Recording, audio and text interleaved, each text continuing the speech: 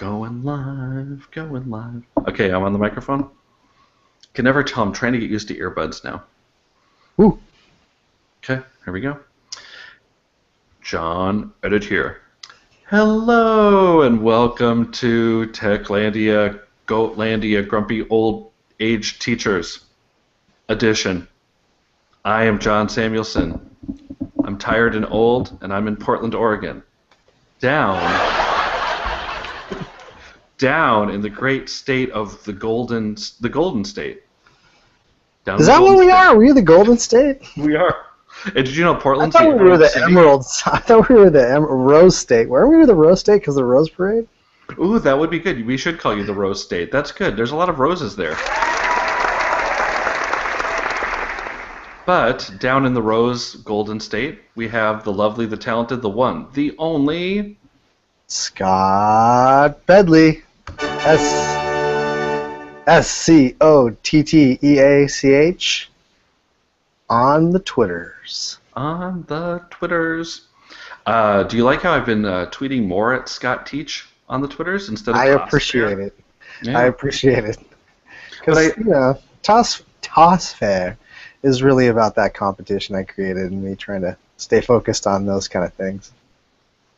Wow, look at that. You created something? Did you create something? I did. Is that shocking? That is shocking. Yeah, I'm pretty shocked too. So. Well, you know what? I know a guy that's also in your Golden State by the name of Tim Bedley. We like to call him Father Time. And you know what he created? As we both press it. He created like these big bulging biceps. Like he voxed me something where he's like taking a picture of himself working out. And he's like, I'm working out. You and Scott keep making fun of me, but I'm a lean, mean fight machine. I said, yeah, I got no arguments here. I'm a old, tired, fat guy. And I admire you for trying. And when we get to be as old as Tim, then we will start to exercise because the ARP card's coming in the mail pretty soon. Hey, listen, John, I have it set on my Google Calendar for when I turn 50 to start working out like Tim, so I'm all good. Yeah, we'll be good. Hey, if he can do it, we can do it. Was Tim when Tim was middle aged like us? Was he pudgy? Tim has never been pudgy. He's always been a model of he's always been an Adonis.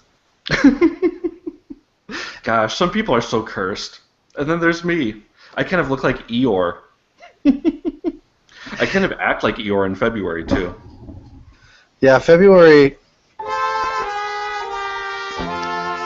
is my killer month, and you know what? The hits just keep on coming. Friday the 13th though was actually a pretty good day because two negatives equal a positive. So yeah. Friday the 13th was like a glimmer of hope. You know what else is going to be? And it's not because it's negative, but IPDX conference at the end of February. That's just so good that it just outshines the badness. So. Yeah, and it's all sold out, so don't try to get in. Don't try and get in that. You missed out. You better sign up. I would start signing up for next year already because I heard he's got some killer speakers lined up. You know how I know? Because he's Hudgy Bear. That's how I know. Dude, he's legit. He's legit. He is legit. Too legit to quit. Yeah, Friday the 13th was good for me, John. Yeah, it was for me too. Yeah. It was, Valentine's Eve. Mm-hmm. So we had the old Valentine's party at school, which was fun. Mm-hmm. The kids get really excited about that. Oh my gosh, that is one of the worst parties. It's only second to only the Halloween party.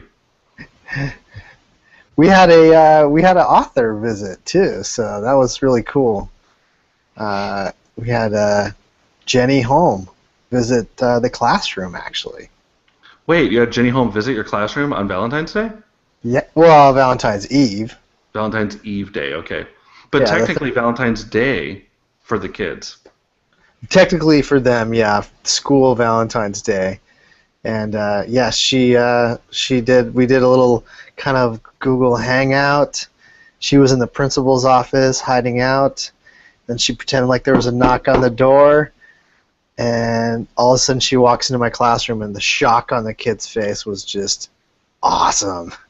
It was, John, it was epic because we read The 14th Goldfish, which is our most Right. current book, and Right. for Global Read Aloud with, and it was just it was priceless, honestly. And I hope the kids remember that forever. Like they'll be like, I remember that one guy fourth or fifth grade teacher, I can't remember, but got that one author to come in and surprise us, and that'll What was be that their book called? Yeah, that's what was that's that cool. book? So So how it did was you fun. how do you set that up? Like how do you set that stuff up? Do you just use your Scott Bedley-ness and set it up? Did you write on the coattails of Tim Bedley, or as we like to call him, Father Time? How did you set that up? I was right on the coattails of Tim Belly. That's right. We try and write on the coattails.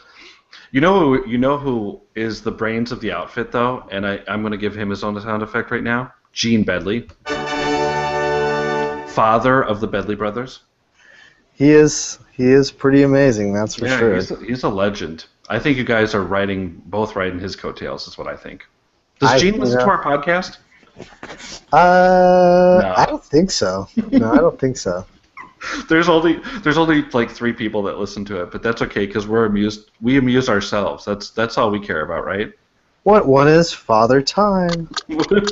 Father Time listens as he works out and goes, I'm gonna get those guys next time I see him at Q. I'm gonna get them. Tim talks nothing like that anyway.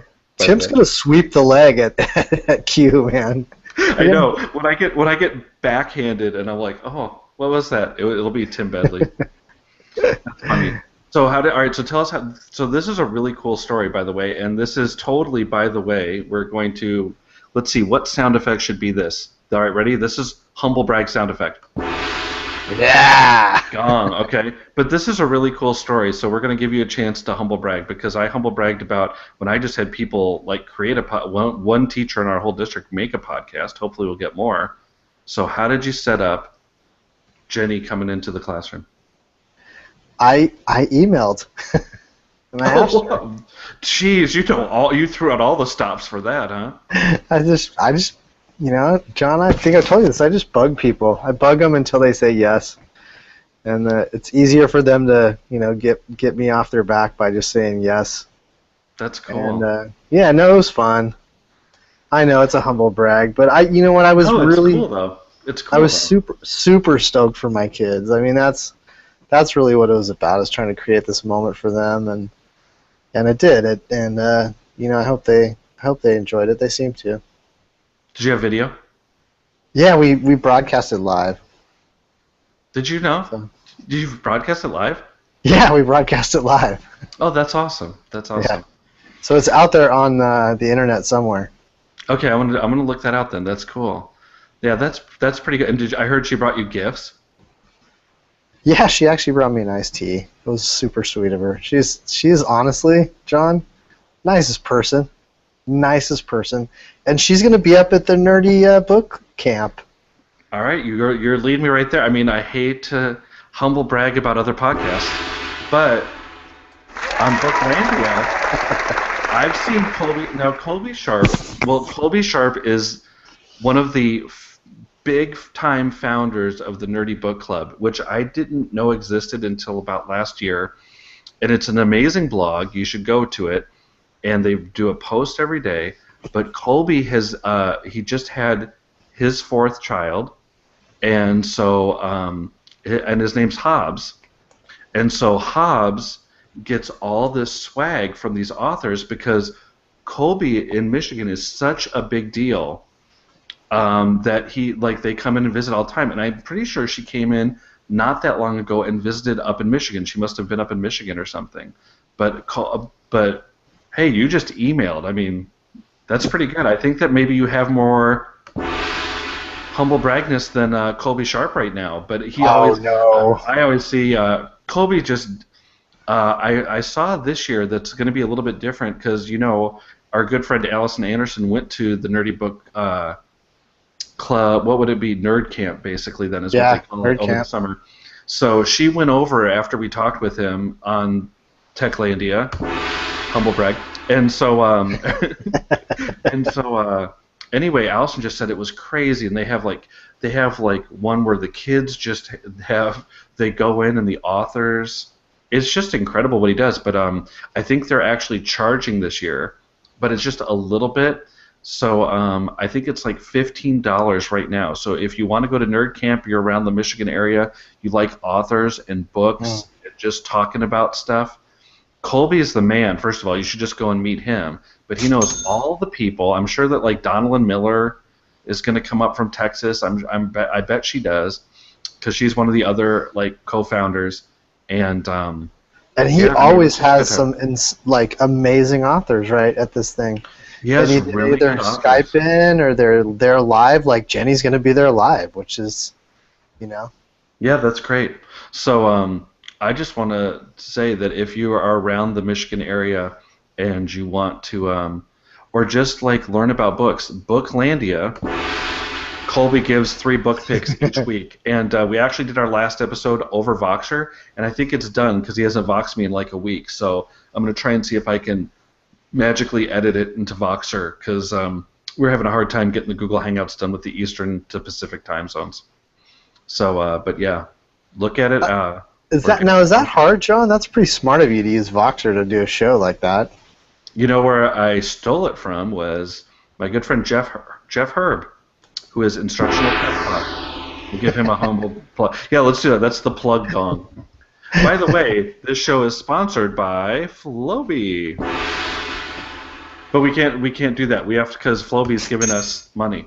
So anyway, would you like to read the promo from Floby real quick? Because we're actually getting it in way early in the show this time. So we are, and okay. But the Floby people have taken such good care of us, John. Yes, they have. So to move up a plug for Floby early on in the show, I think it's a thank you. So here you go, Floby. Look at my hairline. Holy cow! I just took off that hat. Hairline receding? Oh my gosh. It's no problem for the Floby. Oh Just my grab gosh. the vac and take it back. That's right. Floby. Hair cutting the 21st century way. Hashtag future ready haircuts. By Floby. Oh my gosh, look at that. If I was bald, what would I look like? Oh my gosh. I can't be bald yet. Hair keeps You know what? Bob Samuelson, my dad, used to be Techlandia's favorite fan, and he hasn't listened at all this year. He just admitted to me. And if he listens to this podcast, I know that Bob is like 71, and he still has his hair, so I'm hopeful for myself. Maybe I just have the big receding hairline kind of thing going on, big forehead. So you got a 5 head? 5 head, yeah, I can deal with that. Yeah. I don't know, but it's not like Father Time, who has a full set of luscious hair and big biceps to match. And he's got that kind of like beard thing going on now. Oh yeah, so he's looking like a lumberjack almost. It's just. Maybe that's what he's going to do over his summer job, earn some extra cash. I heard he's going to go up to Alaska and be on a fishing boat or something like that as well. Deadliest catch. I could see that. He takes on challenges like that. He doesn't care. He's risking his life every day. He's Father Time. He is like the most interesting man in education, teacher edition. The most interesting man. Tim Lauer is still the most interesting man in education, principal edition. Interesting man. Yeah. Oh my gosh, he was kicking the knowledge yesterday. So I was at Lewis Elementary yesterday, and I did see Tim Lauer. So there we go. Humble brag. You know what? So you know what? Kurt Rees, I was at Lewis talking to Tim Lauer. So you know what? I might not be Joe Mazza with my fancy podcast, but I can still talk to Tim Lauer, and that's okay. Did we ever tell you the story about how we went to PDX and the first time we met Tim Lauer? Did we ever tell you that story? You did, and he invited you to go to his school, and so he took us to just like blown away. Right, so he's taking us around in his fancy car, and he drops us back off at the Hilton or whatever, and then it was my friend Tyler, who's also an administrator, and who I actually went to like middle school and high school with, and Kurt, and we all got out, and I was like, this is so cool that Tim Lauer's taking us around. And then we got out of the car, and I was like, that was awesome. And then Kurt Reese goes, I just texted my wife and told her that Tim Lauer was taking us around. We were like little dorks. And I was like, okay, good, because I thought I was the only one thinking that. But yeah, that's how much of an impact Tim Lauer has. But it's good. Hey, John, I'm getting an early critique on tonight's show. Uh-oh. They're saying too many sound effects. Oh, I think we might have a special guest coming in. It looks like someone's awake. Let me see if I can get this. Okay, this might be our first grumpy old men teachers with a special guest. I won't tell you who yet. Wait, hold on. I can't do sound effects and do that at the same time. Okay. Oh, I almost. Is it? Too. It might be Mr. Technology. Looks like he's awake. He was asleep last night, he said. So, let's see if he comes in. Right. Oh, that would have been awesome. If he had just come in. So who's critiquing us and saying we have too many sound effects? Was it Mr. McNology? It was let me see. Oh, no, it's David Terrio. Oh, David Terrio. What's David Terrio doing up so late? I'm just kidding. Oh, okay. So, anyway. We'll have school off tomorrow. John, who's not up this late? Yeah, I'm off tomorrow. It's great. President's Day. Who's not messing up their sleep pattern today? We would be anyway, even if we had to go to school tomorrow, most likely. Oh, gosh. I don't know about that. So when I went to Tim Lauer's school anyway, Camp Chromebook was on Valentine's Day, and so I've actually retitled Camp Chromebook Camp I Need a Marriage Counselor because my wife can't believe I'm going to Camp Chromebook for professional development all day on Valentine's Day and not spending it with the family. I need a divorce. That it's a little bit long of a hashtag, but that was what I retitled it anyway. But there was some great stuff I learned. There were some interesting Who's things. there? I thought I saw I thought I saw like some pretty insane names coming out. Was this like a huge conference? What was this? No, it was a really small, cute, little legit conference, probably about 60, 70 people. Just cute and intimate, just like always Portland is. But we have such great people in Portland that, it, I don't know, it just comes in. Uh-oh, Jeremy's now texting me in here. He's having issues with his computer. Okay, well, we'll see. Jeremy, it's still there. But, we'll see. Oh, yeah, I'm sorry. Mr. McNology, inventor of Digital Learning Day. So, Jeremy's taken it up a notch, I think, and we'll have to talk to him about inventing Digital Learning Day. But now that he's like a bigwig, he's actually the inventor of Digital Learning Year. That's what he's going to take it up. So it's going to go from just 1 day to 365 days a year. Gotcha. Yeah, it'll be cool.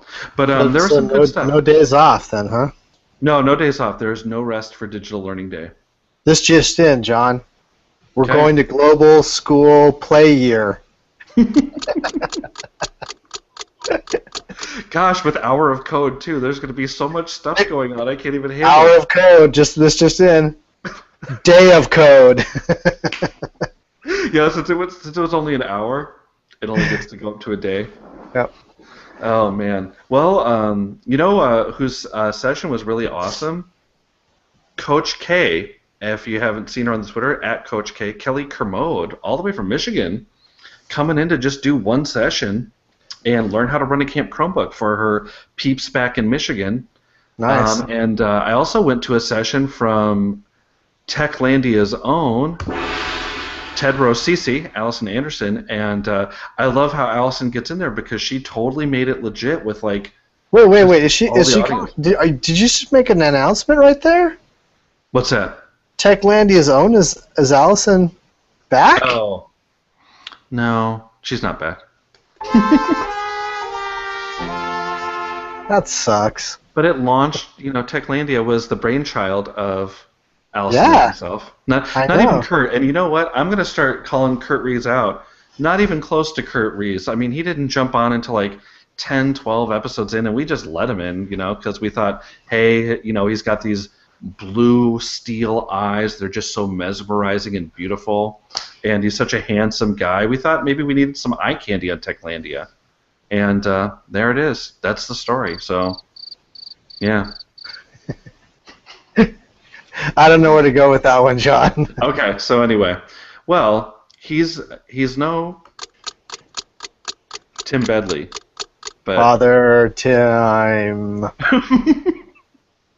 we have to work on that one, I think. But yeah, so it was really cool. There was some cool stuff, and so Allison made her session pretty. People were just kind of more. It was more Ed Camp style, and she did a good job. And boy, Kelly Kermode just kept throwing out like an advanced Google Docs session, and it's like you always think you know Google Docs, and then somebody always shows you something, and you don't. And oh my gosh, it's the first guest in the history of Grumpy Old Teachers. Let's give it up for Mr. McNullogy. Fought through. You know what? That is so good that you fought through your technical difficulties, Jeremy, and you're joining us on the show now. Thank you. Did you like how I was grumpy in my text to both of you and my boxes and everything? No, because I can't look at them. I'm on Safari. Google Hangouts won't work on my Chrome browser.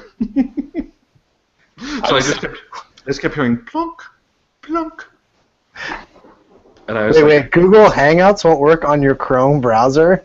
No, it won't. It goes like this. It goes, and it just like shuffles, and then I have to like restart Chrome. It does it on my other computer too. Wow.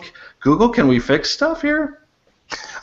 We heard, actually, Miss Victoria Olson found out why they took Google Drive out of Hangouts. They said it's because no one used it, except for Victoria and I guess. I used it all the I time. loved it.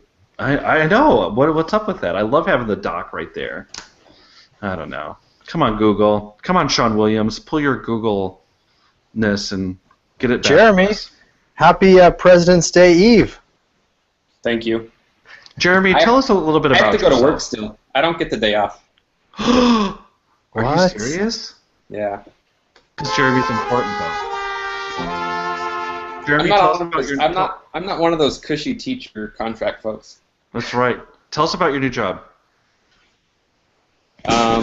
It's a new job. I work for Redmond School District. I'm the director of technology there, and I have to work on holidays. Oh my gosh. He's the director of technology, and look, he still has to take an office in the laundry room of his house. I do. That's right. Sadly enough, if I wanted an office, that's where I'd have to take it too. I've thought about it. But it's still not cool as my old office when I lived in Klamath that had like the trees painted on the wall. Remember that? Oh, I do remember that one. That was cool. And I'd put like people's Twitter handles and stuff on there. Oh my gosh. Whatever happened to the Northwest Educator podcast? It just kind of died. It kind of died. How many episodes did you guys do? Like 5 or 6. Oh, you did more than that, didn't you? I used to watch you all the time. I don't know. Sean has a lot more time than I do, and I felt bad. I always told Matt Head just told me, my coworker just told me, he's like, was always impressed when you came up to me last year at PDX and said you knew who I was. And I was like, well, yeah, I was on your podcast with Jeremy and Sean. He's like, you remember? I'm like, you don't even remember that, Matt. I'm like, you weren't even talking to me. So anyway, so Jeremy, tell us Jeremy, are you ready to grump? You ready to gripe? I will grump all you want, man. Okay, I have sufficient caffeine in me for the evening. All right. Tell us what's on your mind, Jeremy. Go ahead. Grump away. We'll give you free reign just like we gave Sharesky. Talk about whatever you want right now. It's your turn to grump. Go ahead. What's on your mind? Wait a second. Did we have Sharesky on the show? John? No, I'm talking about the other Techlandia. Oh. My sound effect didn't work there. So, no, I'm talking about Techlandia last Monday. All right, so go ahead. Jeremy, let it rain. We're ready for it. We're ready because we're tired. We've grumped a lot, so go ahead. Tell us what's on your mind. I'm grumpy because, geez, I don't know. I'm tired of working late. How about you guys? You guys ever get tired of working late every night? Yes. Yes, I do. And working early. And then working early, yeah. I don't know if you've seen Scott's Instagram. He takes many like sunrise pictures, but out of his car, which I don't think is safe. Don't do that, Scott. What are you talking about? I've debated in my mind to start an Instagram thread where you have to guess whether it's night, whether it's evening, or the morning. Ooh. Because most of my drives look the same. Yeah. I just want to start taking pictures of saying, guess which drive this is, on my way home or on my way to work. That's right. That would be See fun. if people can actually guess, because it kind of looks the same most days. You know But what? you I know don't have too what? much to grump about. Jeremy, it is beautiful where you live. It is. I like it. We're happy with Central Oregon. It'll take a little bit to get us out of here. Well, quite a bit to get us out of here, but we're loving it. Yeah, I love that area. I should grump that I tried to stay up last night just in case you were recording this, and started falling asleep at my computer. Literally had like on my hand my ring finger and my middle finger are like my heavy fingers when I'm typing. And I started dozing, and I'd look up, and there'd be like a D and an S all the way across the screen like 1,000 times. That's how I know it's getting late. Hey, so you know what, you guys, that I wanted to kind of grump about a little bit is the hiring process in education. And one of the reasons I want to grump about it is I really feel like, when you hear some of the ways that companies are hiring out there, and then you think about that sometimes, and I know it's different in different places, but sometimes somebody might go through a 20-minute interview to get a teaching job. It just makes me like question, like, wait, we need to rethink this practice, because this person's going to be in a classroom with kids, and yeah, you can do the background checks and things like that, but at least we should be seeing a lesson of some sort, right? I mean, no? Well, you know what? All right, so here I'll go real quick, Jeremy. Then you can go. You know what? One thing I think is funny is so last year did not work in schools. I got a couple jobs, right? And you know how many times I was asked for like my resume or to fill out a job application for those jobs that I actually got them? Not at all. They just looked at like stuff I had done online and chatted with me and things like that. And it's just funny how much different it is for getting hired back into teaching up here, because I have to go to the Oregon district office and do another background check, even though I have licenses in 5 states. And I almost want to grump back to the licensing process. Why can't we get this straight? Why for and it's basically, Jeremy can correct me if I'm wrong, it's a known fact in Oregon, you don't even email them for questions in Salem.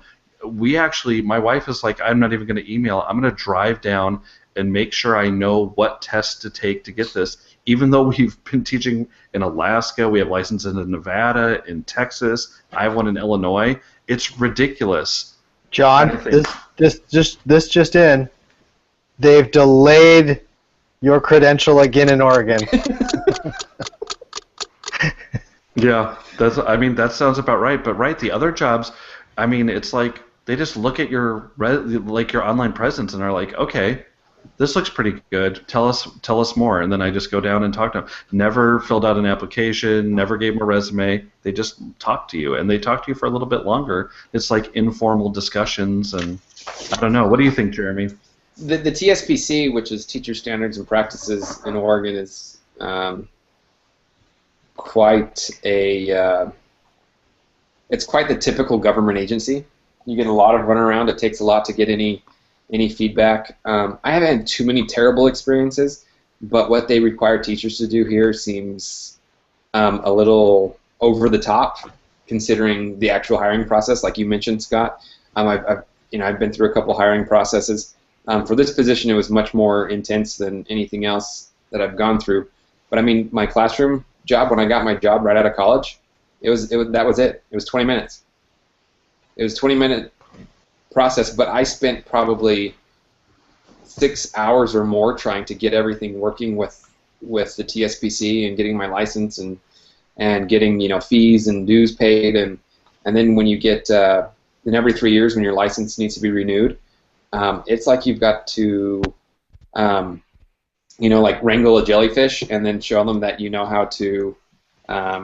I don't know. I'm trying to think of all these silly metaphors, but they're not coming this late at night. I like that one though. Wrangle a jellyfish. That's pretty good. But it's pretty. It's just this rigmarole. Is that a grumpy word? Isn't rigmarole kind of like a word an old man uses? You know what?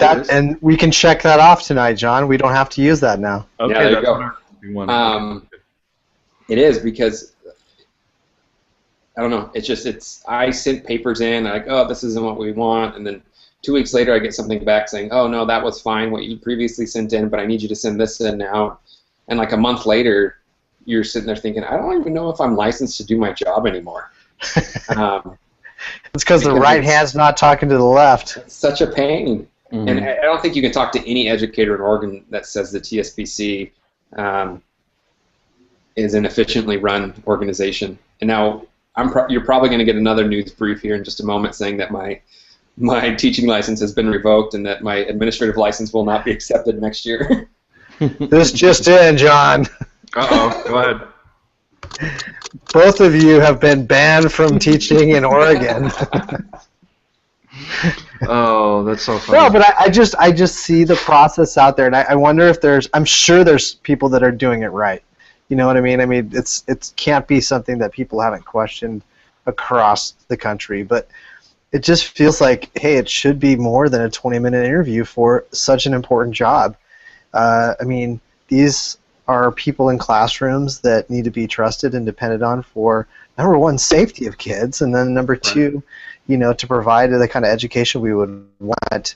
And that front-end pressure, I think, takes care of some other issues that could happen in the classroom that bring, you know, kind of that bad press to education. I mean, and I hate that bad press, and I would do anything to cut it off. And to me, it seems like that front-end hiring practice needs to change to make any kind of progress in that area.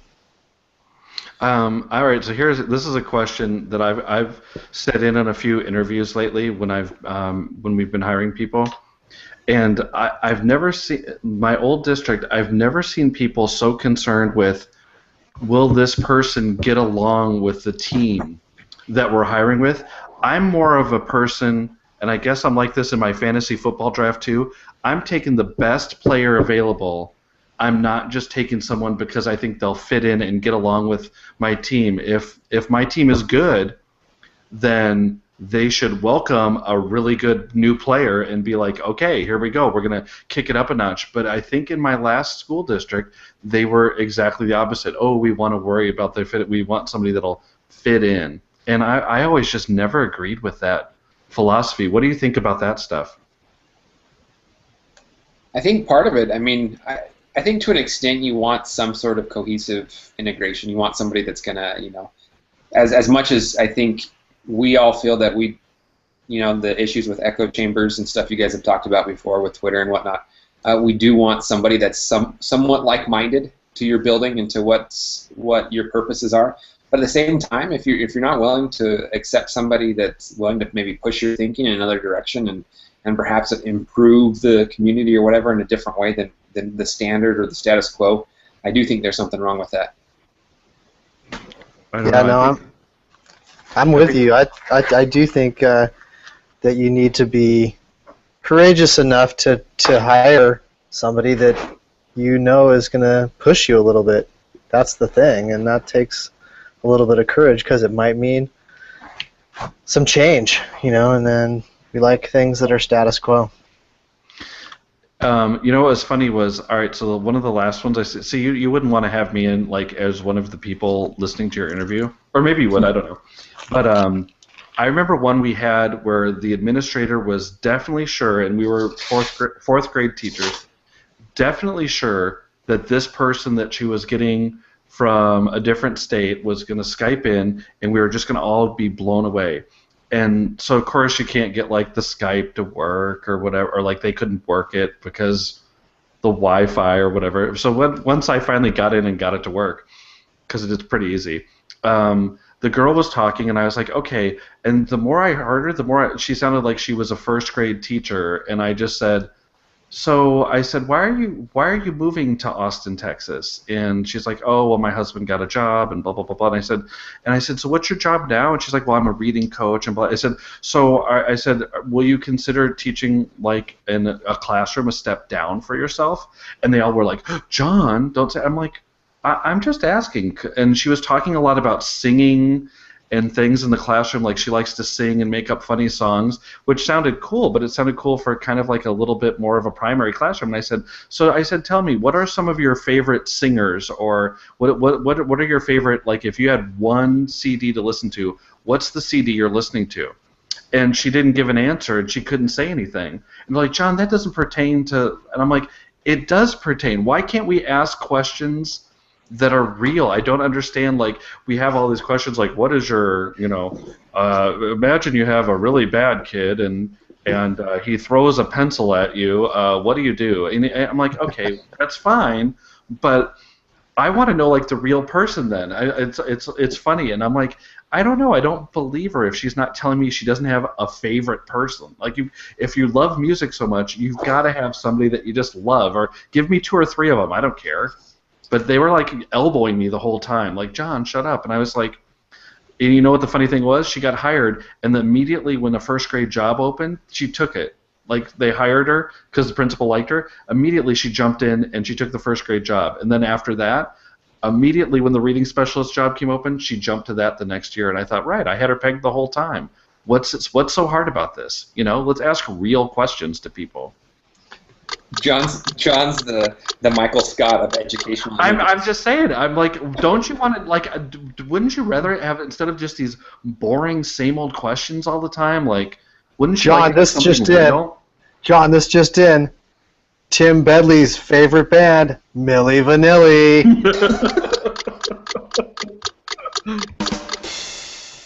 Oh my gosh. She's gonna kill me for that one. I'll tell you that. Yeah.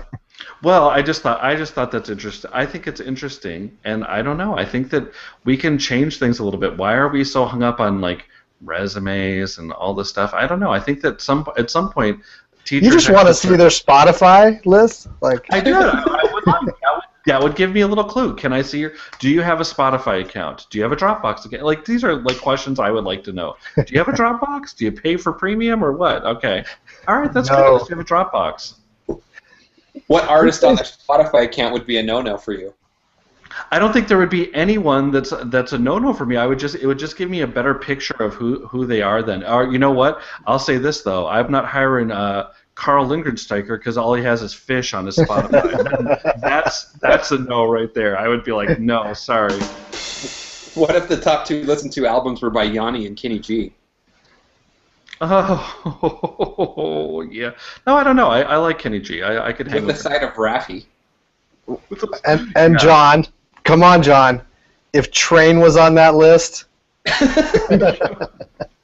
think Train's on everyone's list except for mine. The funny thing is, I was watching Palladia or whatever, and I actually hit the wrong button, and it showed, like, all the stuff that was coming. It was like Train live in Chicago at 7:30, and I thought, oh my gosh. I put a block on it, a parental block.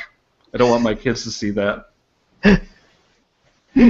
Yeah, that is brutal if your kids have to my listen to gosh. Train. Oh my gosh. Don't let Well, them watch any kind of, like, baseball game either, because that's basically, like, the opening song act is always Train for every single game in every stadium in America. Oh my gosh. Well, you know what? She likes to drink chai lattes while she does Taibo.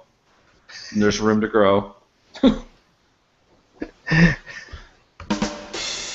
All right. So there we go. All right. So I don't know. Any other thoughts on? I mean, I just think the hiring practice for teaching it's jacked up. Let's just say it's jacked up. Can we say that? Yeah. So then how do you improve it? I don't know. We should take it like the Fortune 500 companies and see how many of them, like, don't do a little bit of digital background checks, or if they have to have resumes. And I mean, what's the thing with, like, sending you send all these resumes out, or I mean, I think you're right, John. I think the questions are really important. So the way and the type of questions we ask don't get at the kind of person that this person's going to be in a classroom, in a team, whatever it is, the kind of risk taker they might be. One of the things we did, Jeremy, you said, what are we going to do? One of the things we tried was we invited back, like, our top candidates to have lunch. So each day of the week we invited them to come back and sit down and have lunch, kind of like let down their guard, just be real, and then have educational conversations to see, like, where were they at? Just, could they talk pedagogy? Could they talk tools? Could they talk about these things in a give and take informal setting? And I think time, but nobody wants to give up time, right? But that time is important. I think that time, father time. I think that time in the process is important. I sometimes feel like the process is done so it doesn't inconvenience the people that have to hire, if that makes sense. Jeremy went through a pretty thorough one. Jeremy, tell us about yours, because yours was really interesting to get your job. You did the lunch thing, right? Yeah, I mean, even before this job, when I got the job in Bend last year, here I am talking about 2 jobs in 2 years. I sound like John Samuelson. You know, Wait, I missed. That was the wrong one. There it is. Okay. We need a rim shot on that one. Okay, go ahead. No, in Bend it was very similar. Like I had to. So I had like a formal interview, and then, which was just kind of a conversation. I think I even Skyped in for that one. And then the second one, they had me come into Bend, and I had to teach them something. That's all they asked me to do. So just background, my job was a instructional technology coach kind of thing, very similar to what John's doing now. And I had to actually come in and teach them something. They said, these are some things that we do in the district, and teach us how you would teach a classroom or a group of teachers. And that was it. Like, there were no questions during the interview. I just went in and I taught. And then they thanked me and I left. That was it. And then, so that was kind of a 2-part interview, and then they made their decision. And then this current job I had, the first part was my application and resume, and then I had to do a Skype interview where they asked me a bunch of questions, just general questions, and they weeded through the applicants, and then they did they invited me in or actually, if I was accepted, then I had to create a video of how I would introduce one-to-one in my district. So, like, if we were to go one-to-one, you know, what would my approach be, whether it be BYOD or whatever, and I had to make a video. And What'd you do? I talked about BYOD, but what that required me to do is I had to actually go in and understand what the district's goals were, what their vision and mission statements were, what their student population was, what their high school and elementary and middle school. So I actually had to do a lot of research to understand the district. So I wasn't just throwing out some cheesy, random, right, canned response like, "Oh, BYOD's great," but I had to actually apply it to them. So I created this video. I actually made it in Keynote, and I made a whole bunch of animations, and then exported it as a movie, so it just looked like kind of digital animations. Oh, cool. And then sent that in. It was kind of cartoony, but it talked about, you know, why we need this and blah, blah, blah. And then after that, they narrowed it down to 3 candidates, and then 3 candidates had to come in and just give kind of one final presentation, like, what is your vision for learning? And what was great about it was the last interview had very little to do with technology and more about the teaching background. Like, why is learning important? Where do you see yourself as a, you know, instructional leader and things like that?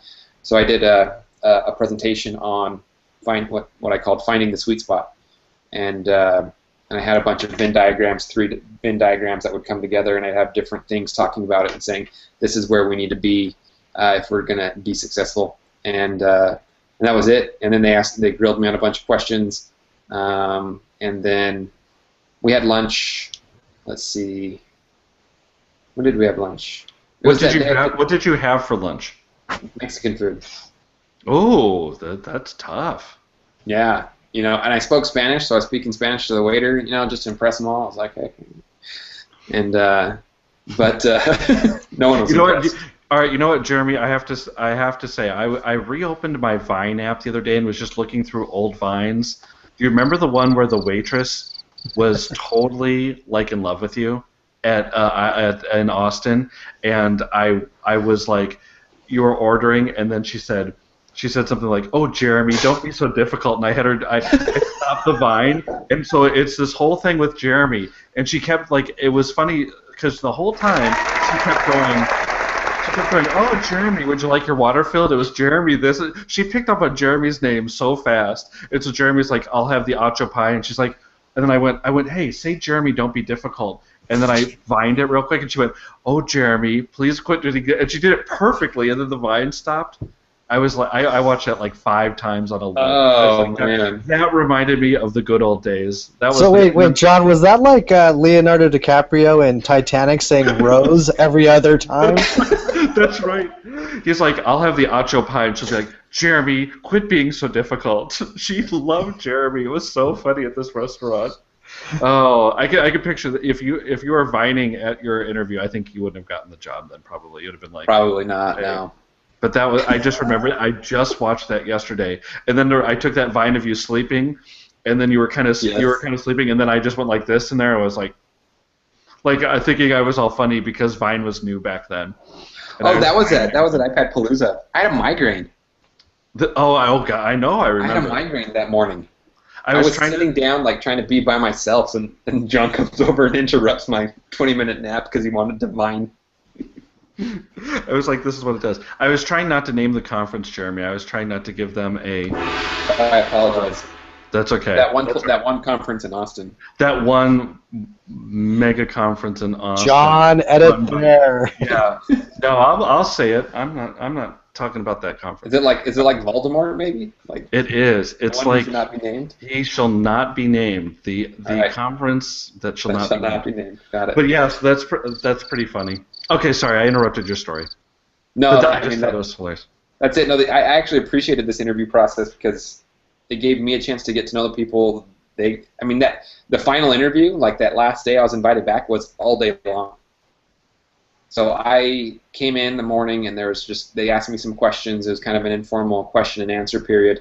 Then I met with the current tech team, and then I got a tour of a bunch of buildings, and then I went to lunch with some district staff and HR director, and then I had to do the final presentation.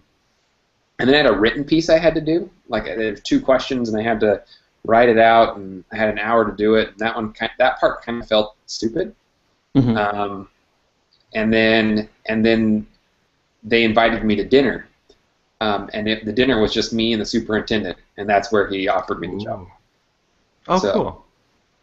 So yeah, so it was a cool process. I mean, I was there from like 9 in the morning and then I got home that evening about like 6:30. You know what? I picked up one mistake in your story, though. There's one flaw. You said that you built your presentation in Keynote. Yeah. And you meant Haiku Deck, right? No. You mean Haiku Deck? Because we know you are a Haiku Deck guru. I am part of the community. By the way, we love Haiku Deck. We love Haiku Deck, by the way. I do. I love Catherine Carr. She's one of my favorite people. She's one of the. Haiku Deck is good stuff. They should sponsor the show with Floaty. They should. Well, and John, don't forget Chia. Oh, that's right. We have to get our pet. Get your Mr. McNology Chia Pet soon at retailers near you. I think Mr. McNology should have his own Haiku Deck like theme. I think that's what I'm pushing for. I want to go up there one day and be like, it'll be like Futura or what? I don't even know what origami and then Macnology. That would be cool. And I've talked to Catherine about it. Like I don't use it professionally. I there's too many things that I prefer to have. In my classroom, it was fantastic. With my ELL kids, it was amazing. I'll promote it for every classroom to use. But for professionally, like when I'm doing slide presentations and stuff, for me, it's not enough. I used it in Idaho last week or the week before. I did use it. I still like it. I like it for that. I don't know why. Because I like to put up funny pictures with my little things. Because I don't know if you guys have noticed, but I can talk a lot. So all I need is a little prompt on the slide. I haven't noticed. Yeah, I don't know. I app smash it. That's all. You know what? That's a whole show right there. We should just talk about app smashing. Scott, do you make it in Haiku Deck and then import it into Keynote? And then export it as a movie into iMovie, and then in iMovie, do you add some, a few features, and then annotate it and explain everything, and then post it to YouTube, and then have the parents download it, and send them a remind. What you did basically, what you were just talking about is you took your Keynote and put it into iMovie. You were app smashing right there, or you were just being a smart person.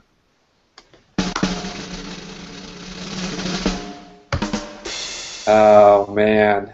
App Smash. That's a very foul word. I'm sorry. Coming to a conference near you. Do you know that I'm starting? Actually, I didn't want to bring up iPad Palooza because, first of all, I know that none of my old coworkers would ever listen to this podcast, and so they'll never hear that I'm bagging on it. But second, I'm making a new. Scott and I are trying to do a new conference, and it's going to be built around app smashing and augmented reality. We're not sure what we're going to call it yet, but we're going to call it App Per Hour or something like that. Smashar.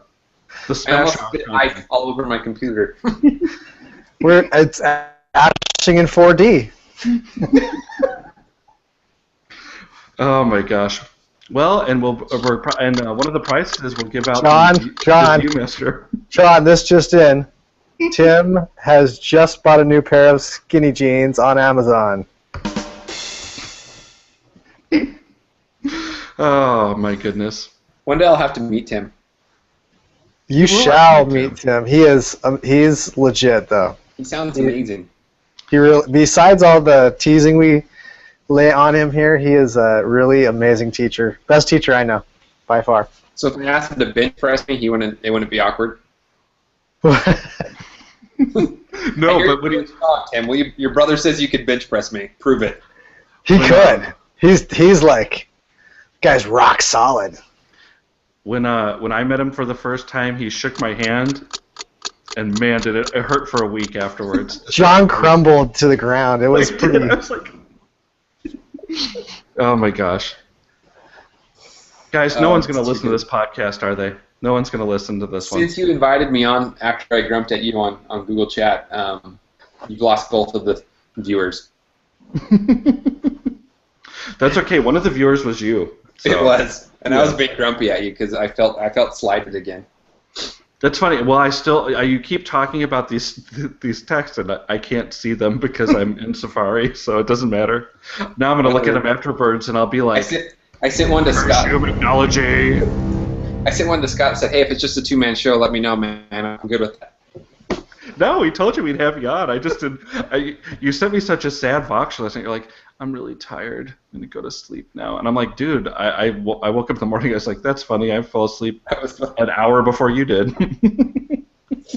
I was sitting here. I was trying to get work done. I was like, oh, maybe they're going to have the show tonight. And then my middle finger fell asleep first on my keyboard, and there are D's going across the screen. Jeremy fell asleep at his computer. How sad. On a Saturday night, too. Oh, man. You talk about how sad that is, but it's a regular occurrence. Oh, my gosh. Jeremy, if before you know it, you are a young man. Before you know it, you're going to end up like us, then. Don't do it. Look at this. This is your future right here. I would be honored to end up like you two. Hey, John, this just in. Tim is waking up for Monday morning. He's got to get an early start to the day. You know those old people are. I love you, Tim Bedley. I love you. We love you, Tim. So, Jeremy, what conferences are in your future? We'll end it with Jeremy doing conference talk. It's a new segment on Grumpy Old Teachers. Jeremy does conference talk. Go ahead. Tell us what you're doing. So I'm going to Scott's favorite conference, Future Ready School Summit. He was sending me some messages the other day on Boxer telling me how excited he was. Just jealous. I'm heading to Vancouver, Washington tomorrow afternoon for Tuesday and Wednesday for the second of the in the series of Future Ready Summit conferences across our How nation. many Future Ready conferences are there? They're doing 13, but they're all the same essentially. It's just they're doing it regionally. I don't know. I can look it up. Lucky 13, huh? So wait, Jeremy, real quick, is the next Future Ready conference more Future Ready than the previous Future Ready conference? It will be. Okay. We hear they're bringing in some augmented reality. Nice. I hear for the Future Ready conferences, they're not preparing in the future too much for them. It's kind of like present ready. It's like, here, we need to cover this session real quick. Who can we call? We'll call. Wait, here it comes. Mr. McNology. I think I should have a special facial expression when that plays. I know, this is kind of my new spatial expression. I go like this. Mr. McNology. Like I should flare my nostrils or something. Yeah, when you're on, definitely. You have Yeah. to definitely do a Okay. thing. All right, so you're going to do the So future ready. ready. I'm actually facilitating a breakout group. Those are the official words and terms used. Ooh, Facilitating a breakout group with easy for you to Hudgy say. Bear.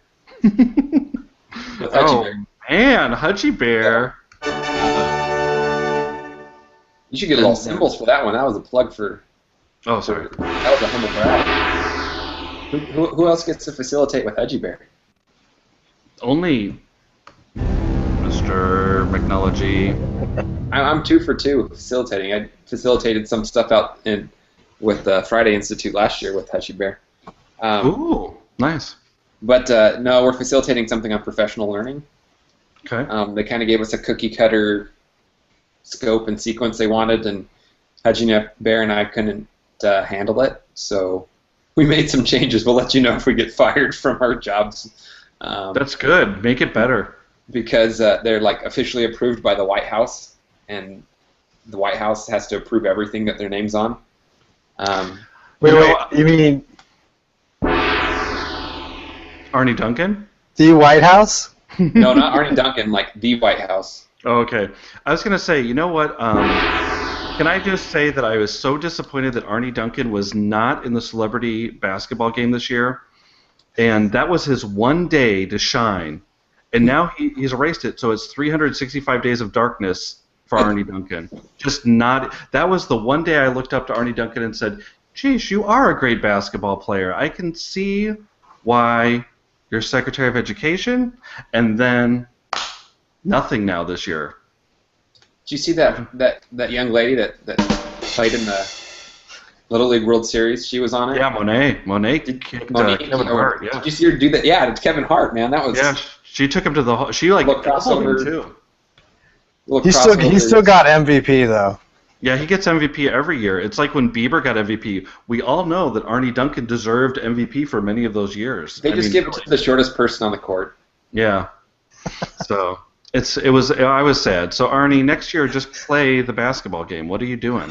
I know. I know. Well, maybe he was talking to his friend Techninja Todd. So when I was in a secret meeting back east, the official assistant to Arnie Duncan came in and spoke with us, and I wanted to ask him how he'd been working on his jump shot, but I didn't feel it was appropriate at the moment. Oh, that's awesome. Somebody unboxed that right now? Yeah, somebody just sent me one. It's late, man. Who's boxing? That's Arnie Duncan. He's like, tell John to shut up. I'm so sick of that guy. Hey, John, this just in. Jeremy is on the watch list from the White House. Oh, I wish when you say just in, I wish we had like a little Google News, a little news flash one. Yes, like a teletype thing. Hey, let's just record Jeremy doing that. That's great. Right there. Yeah, we should. I need a sound effects button. All right, so that'll be cool for Future Ready. Anything else you want to add about Future Ready? I'll see how this conference goes. It's the evolution of a previous project that didn't work out so well called Project 24. I didn't even hear that one. What's Project 20? What was that? Exactly. Okay. Was that with Kiefer Sutherland? Was he the Secretary of Education? Because I would like that. That would be something I could provide. He let me hold his gun one time. No, but no, it didn't work out as well. So they're hoping this one's got more Department of Ed and White House and everybody behind it. So I'm hopeful for it. I'm hoping that we get some districts to actually begin taking some of this stuff seriously. I think they hear a lot of this stuff, and there's not a lot of support. You guys know that. There's a lot of initiatives, and there's not a lot of support for it. But they're curating a lot of resources. I actually have a deadline by the 20th. I've got to have some documentation done that's supporting the network and infrastructure side. It's kind of just things that can be done to fill in the gaps that you have in your district. So they're trying to take some steps forward with this. They're trying to get districts to take steps forward. And my push on this is that every so often, whether it's quarterly or twice a year or every year, that all this stuff gets updated. I mean, if it really is future ready, like you guys were joking earlier, are they going to be even more future ready next year? they're going to have to be if they're going to continue with this. Every year's got to evolve, and every year has to change. And like you mentioned, Scott, and I think another Voxer, Carl or Greg Gardner mentioned that Craig Gardner. that it's not so much an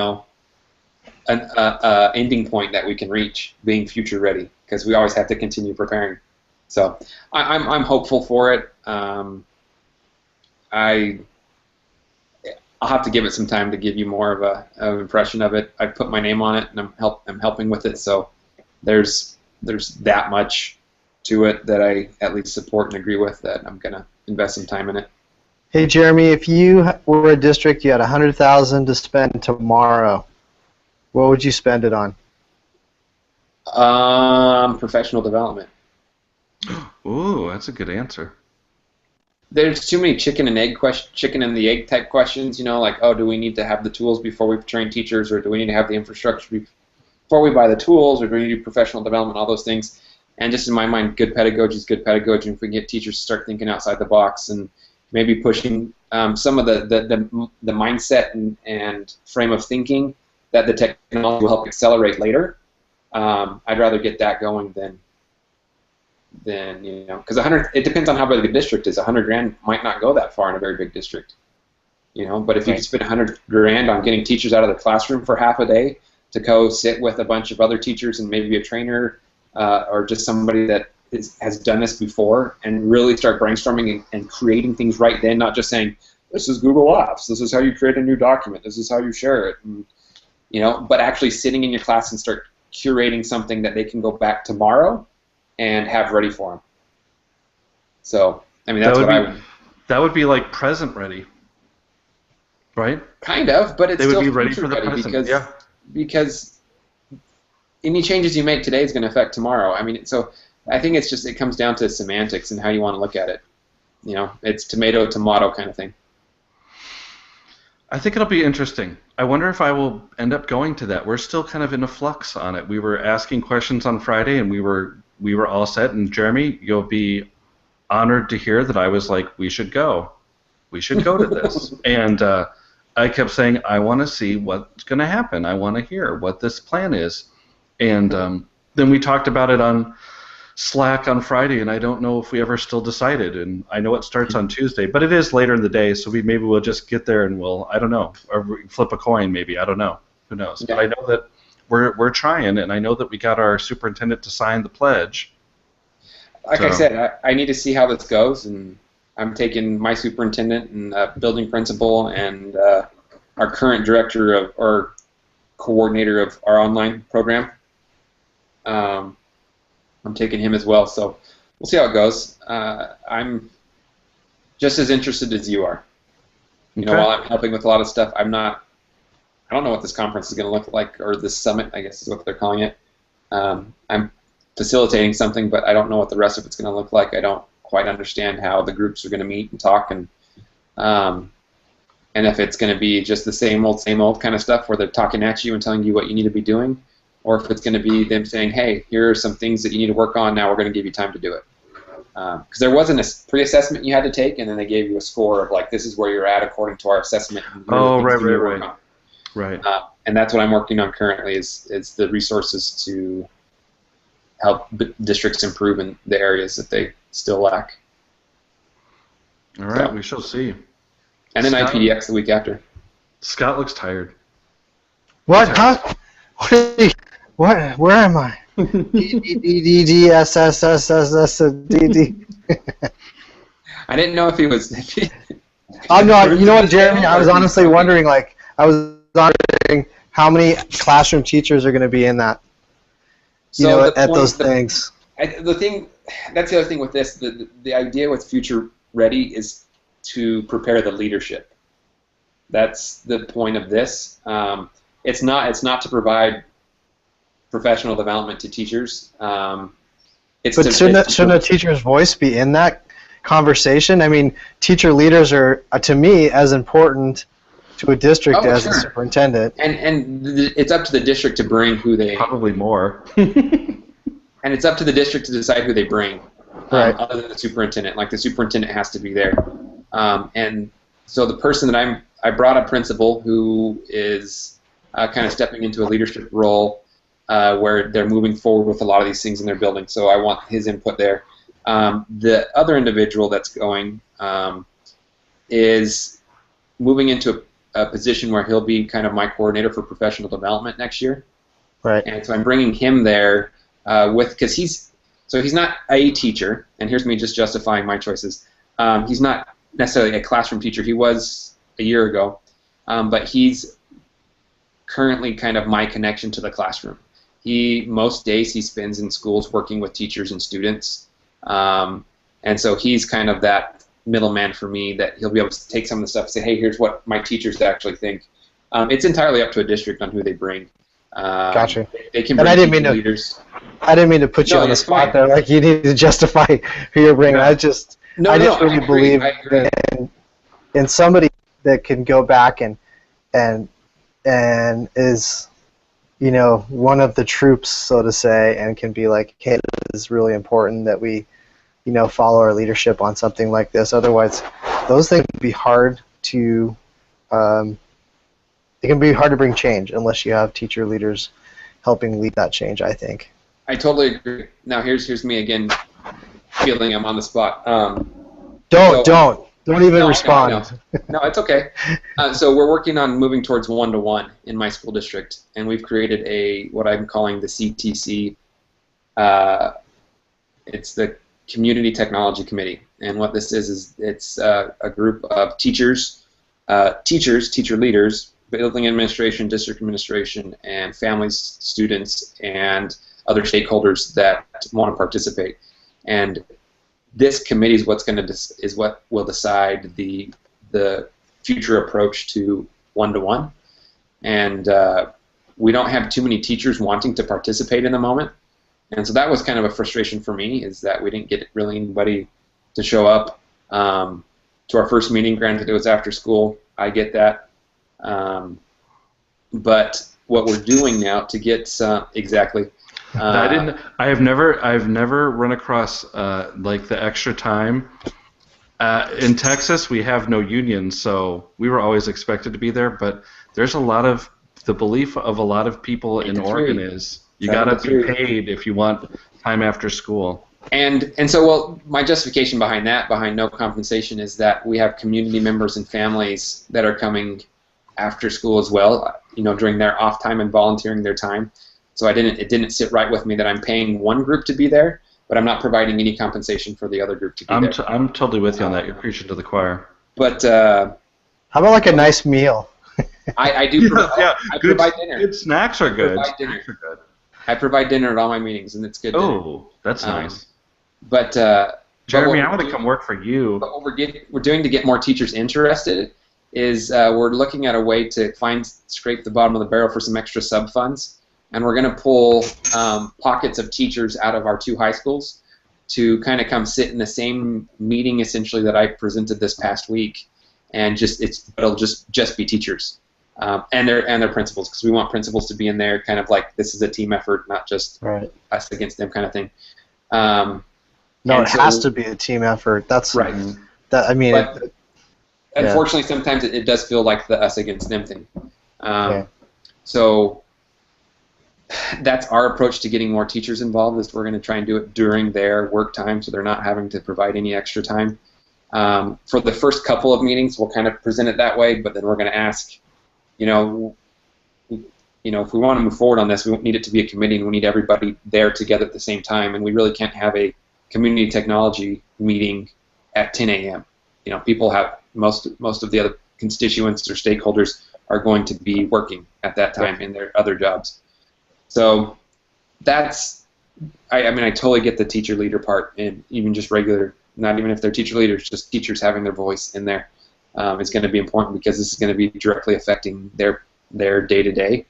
And if they don't see any reason to change, they don't see a need to change some of their practices, it's going to be a long process down the road, because we're going to be getting there at some point, and I want them to at least understand the why before we start making any district mandated changes or anything like that. Hey, John. Yeah. This just in. Uh-oh. Tim Bedley just finished 4 sets of curls. You know what I was thinking as Jeremy was talking? Here, I'm going to put my microphone up here. You know what I was thinking? It's like Hootie and the Blowfish said, "Time, why you punish me? Time, why you punish me? Like a ring, ring, ring." There it is. I took out the Hootie and the Blowfish impersonation right there. My Darius Rucker.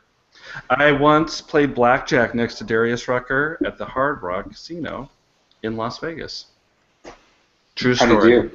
And I don't know. I think he was doing okay. His bodyguard was like right there. He was seriously right there, and I was like, "Is that?" And I looked at my girlfriend. I said, "Is that Hootie?" No, the bodyguard, but don't call him Hootie. He just hates that. I'm like, okay. And the bodyguard punched you. Don't do that. So anyway, well, Jeremy, it was great having you on. I think our show is. How long have we been on now, Scott? We're trying to get a half-hour show. I think we just did an hour and a half. Did we just do? Yeah, we just did an hour and a half for Tim's workout. We're gonna have to cut this. We're seriously gonna have to cut this show into 2 pieces. No, we can keep extending Tim's workout. He'll be even like huger. Spatula. So I don't know. I think we do have to. I think we have to split this up. This is good. This is good stuff, though.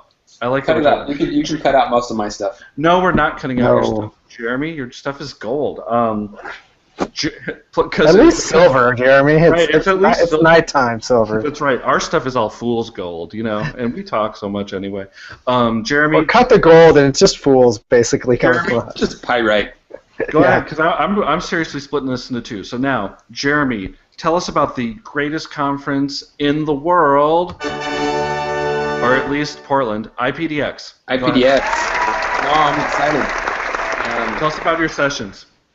All my sessions? I'm doing one tell us about your sessions.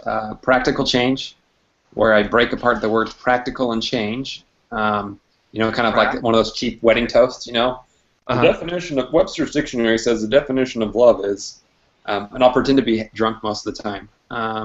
We know that because you'll have to be pretending because you don't drink. I don't. No, I will. You have to watch videos on that on YouTube then, Jeremy? Are you watching, like, drunk guy does a toast, and then you're trying to watch it and study up for how to act? No, like drunk history or something like that? Yeah, is there a drunk history channel? I've been to enough educational conferences to know what people look like when they're drunk. Oh, yeah, you've been with me before. Okay, never mind. Not you, other people. Hey, I've been to ISTE twice. That should be. Yes, ISTE is a drunken debauchery festival. It is boat show. Make sure you sign up and register this year. It's in Philadelphia. make sure to sign up and register this year. Sodom and Gomorrah 2015 in Philadelphia. Get the invite to the gaggle party. That's right. First one's practical change. I'm actually going to break down the words practical and change because there are certain definitions of it that I think we should apply and focus on. But anyway, that one's going to be kind of we're trying too hard. That's what it's going to talk about. We're trying too hard to integrate technology, and that we need to stop talking about the things we should do and actually do some of those things. So it'll be a time. Unfortunately, it's only an hour long, but it'll be mostly a kind of a self-guided thing where I'm there facilitating. What do you want to do? Here are some things that I know. Here are some people to connect with. So it won't be a lot of me talking. It'll be a lot of Jeremy. That's very constructivist of you. I know. You can call me Seymour Peppert. No. And then you're gonna do. Are you gonna do selfie? I am doing one, the culture of selfies. That one's a little less of a workshop and more of a discussion just around the implications of technology. So its ability to amplify and accelerate the things we do, and then in the context of selfies. But first, and you should play the song too. But first, let me take a selfie. Actually, that song is in the. It's in. Okay, it's good. In Good. That's the way to work it. I do have 3 selfie sticks. If you'd like to raffle one off at your, I have one. I have awesome. 3 that I just bought, and I'd be happy to give you one. I'm going to give one to Ted Rosisi, and I'm going to keep one for myself. But I do have one selfie stick out in limbo. Sure. Yeah. So, okay. I'd be glad to. Yeah, that'd be cool. And then you know what you have to do? Give grumpy old teachers a plug. It'll be at the bottom of every slide. That's right. Just make me a little lower thirds for it, and it'll be at the bottom of every slide. Hey, Jeremy, can you plug the Bedley Brothers? Because we're really hurting right now. Yeah, you know what? Never mind. I'll give you a selfie stick and just plug a good podcast, the Bedley Brothers. I will have an audio playing in the background that whispers Bedley Brothers, like kind of subliminal message style, while I'm talking, and everyone at the end is going to be like, so I've heard this podcast called the Bedley Brothers. I'm like, oh, really? Can you do like a flash slide in between those different slides? Like, yep. I'm like, I had lunch with Scott that would be one nice. time. I bought Scott Bedley lunch. That's how close we are, and how cheap he is. You did. And I was kind enough to give you our leftover food, Jeremy. you know what? We still have the olive oil. There's still things we use, man. It was great. You were kind enough. Awesome. Do you see how he makes me feel bad for joking around with me? He's like, oh yeah, we gave you like $100 in groceries, jerk.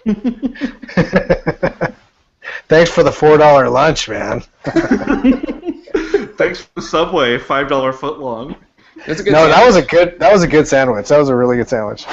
And then my last session is called A New Narrative.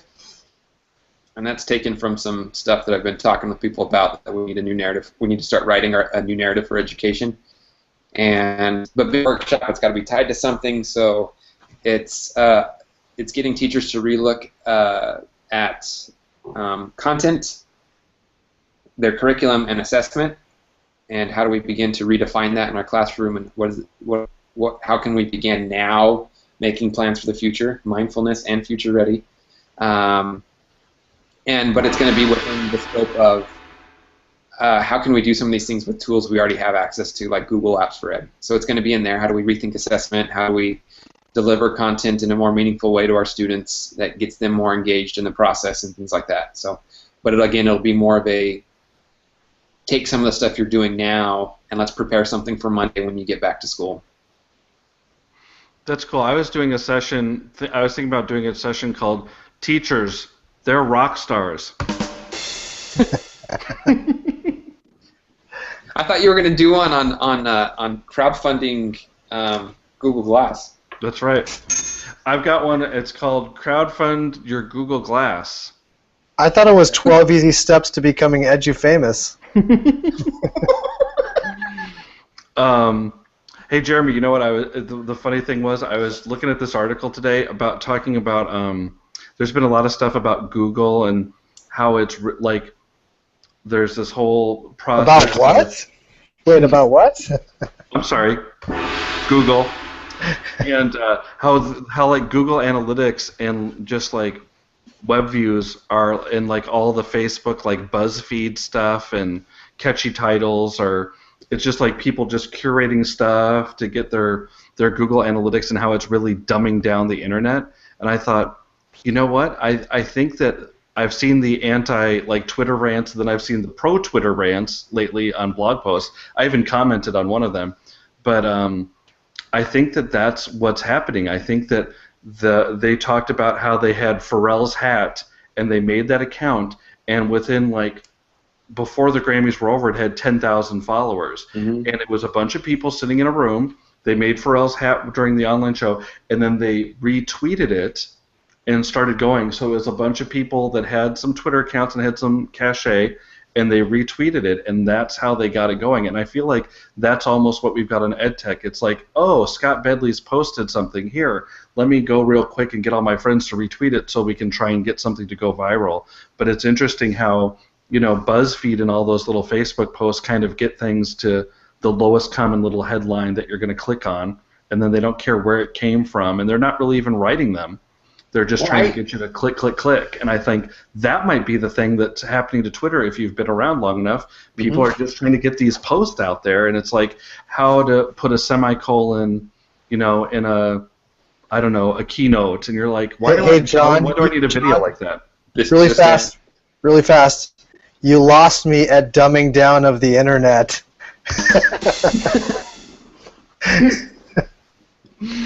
Well, I remember when I started Twitter, I don't know when it was, 2008. You started Twitter? I did. Jeremy, holy smokes! It was after I invented Digital Learning Day. And you did, by the way. And So you I did. should have said, after I joined Twitter, Mhm. I remember getting direct messages from people saying, "Hey, will you share my blog post?" Mhm. Like, it was a common occurrence. I don't know if you guys got those. I get people like, Sorry, "Hey, I wrote." I'll stop, Jeremy. I'm glad you caught the hint. It was very subtle, but You didn't have to do it on the show like this. Jeez, you could have DM'd me back. I think every now and then, I think in the last, I don't know, maybe in the last 6 months, I've probably got 4 of those DMs. Oh, really? Still? Hey, this is a really important blog post. I'd appreciate it if you'd share it.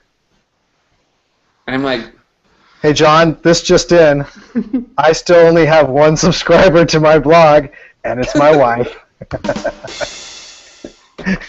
just in correction, the 1 subscriber She just unsubscribed. subscribed from his wife's account. His wife canceled the subscription 2 months ago. Oh, that would be so sad. Oh my gosh, your MailChimp is not like, they're like, Scott Bedley's blog. All right, we can just move along. There's nothing to see here. They're like, Scott, you'll have MailChimp for free for life. We'll never. I think that the thing is for me, and here I'm going to be actually serious for a moment. The thing is for me, if it's a really important blog post, I think you can share it a couple times or whatever. But I mean, I think that people will see it, and then they'll retweet it on their own, and then that would determine the importance. It was like, I think if you're good, you shout a lot about how good you are. But if you're great, people just find it. That's my opinion. And I'm sticking to it. I would say sometimes that's true. I think it is true sometimes, yeah. And sometimes, right, sometimes you don't. There are some great stuff out there, I'm sure, that we haven't found yet, and they have to, you have to get an audience. But I don't know. I just think the argument for Twitter, it's like people are, I agree. It's lost a little bit of its fun that it used to have, and then for people to say, oh no, it hasn't. I think I think the whole connected educator thing, I think that's way overrated right now, and like, I think that people aren't using Twitter for that anymore. They're using it to shout about how good they are, and I think if you actually use it and connect with people, then I think you're using it the right way, and you're using it, and I don't know. I don't know if there's a right answer to this. I just know it's kind of silly to argue about. There's much more important things to argue about in education. It seems like there's been a lot of blog posts lately about like Twitter's lost its its flash, and then it's like, no, it hasn't. It's still great. And I'm like, I don't know. I think Tim Lauer said it best yesterday. He said, on Twitter, everyone is trying to be the Yoda. Everyone's Yoda on Twitter, and they're trying to make these great little quotable things. John, do or do not. There is no try. That's right. Yoda by Scott Bedley. Yeah, Yoda. Quoted by Michael Scott. At Scott Teach. At Scott Teach. Oh, that's so funny. But anyway, there's my little rant. There's my grumpy rant, and I'm still sticking by it. I usually don't comment on blog posts too much, and I commented on one, and I was like, nah, I'm not feeling that. I'm not feeling that at all. I don't agree. You got sucked in to comment on a blog post, John? That's right, I did. That's how You mad sucker. I was. That's when you can tell I'm mad, when I comment on a blog post. I'm like, that's a bunch of baloney. I'm not having that anymore. So I remember getting on Twitter and being able to have a conversation that was intellectual, but then also have a conversation that was playful and fun. Mm-hmm. And I've noticed that people that I used to have those silly conversations with aren't on there as much anymore, because it doesn't feel like it's that place anymore. It doesn't feel like it's as easygoing. It's gotten too, not that it's too serious, but that it's too focused on something else now. And I don't know. I'm the worst at retweeting. I hardly put out any original content. If I see something I like and I'll read it, and then I'll be like, oh yeah, and then I just hit retweet because I'm too lazy to actually say, I liked this post, here it is. But they've got an app for that now, I heard. Oh yeah? Just adds in, I like this. We should invent that. I'm currently developing an app that it's called Quote Yourself, and It's like Instagram, but it's all.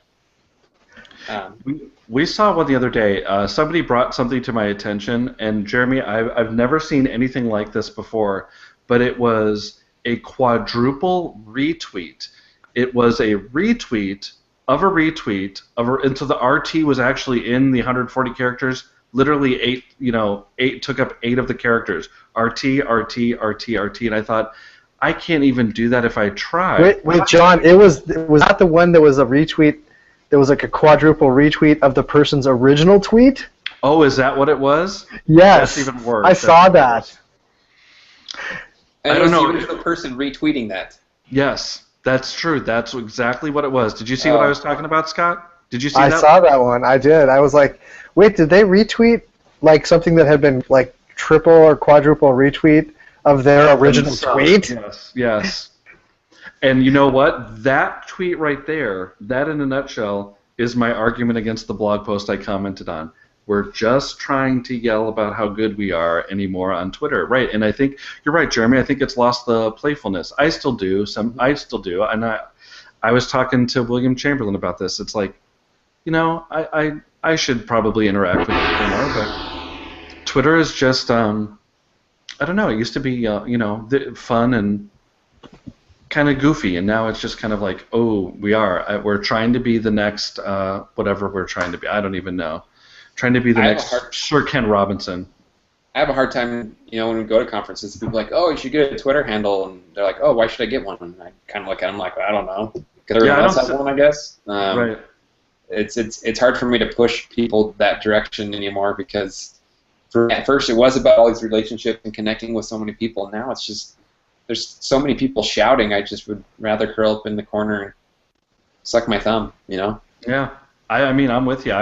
There was a person yesterday, and I said, you know what? Are you on Twitter? Because you could ask me a question about. I was trying to I said I can connect you with people that would be able to answer your question.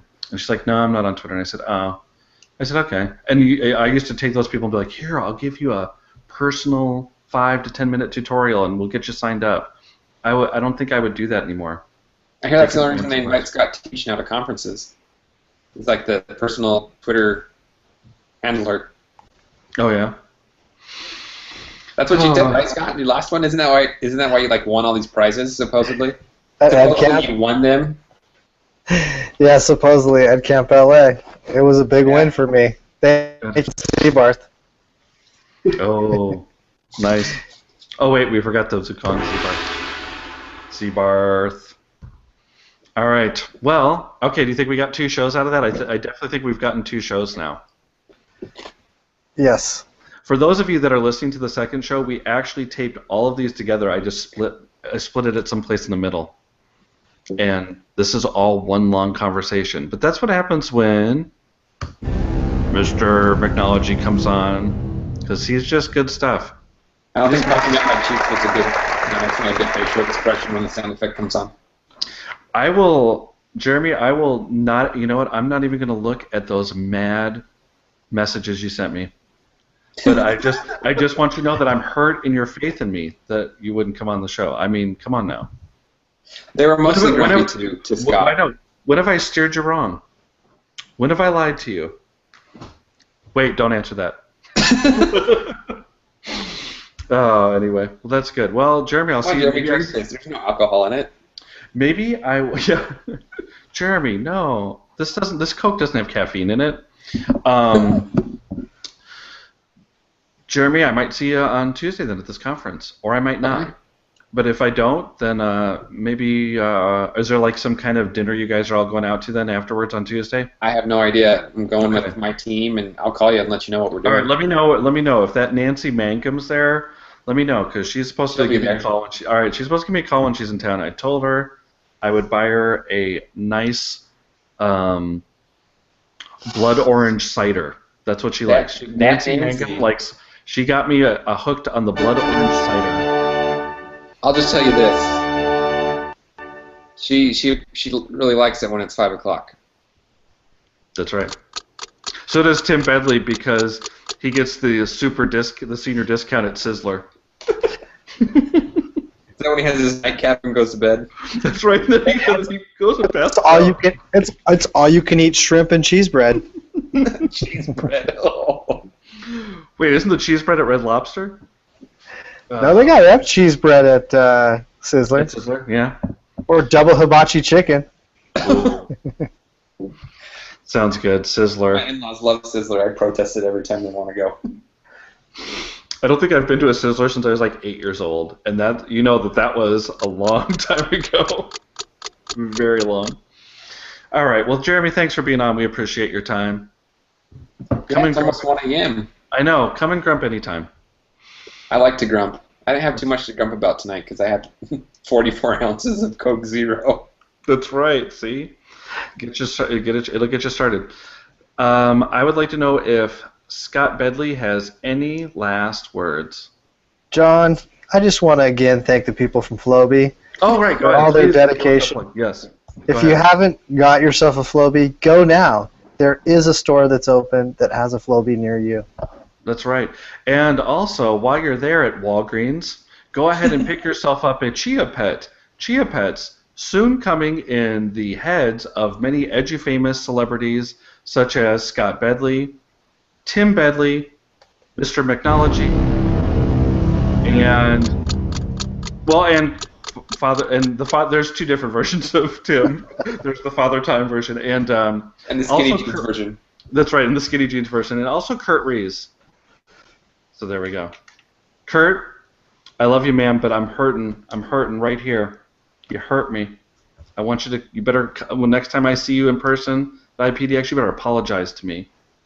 I want to hear an apology. I want you to drop down on your knees and apologize. It's not too late to apologize. Then we'll be friends again. All right? Catch you on the flip side.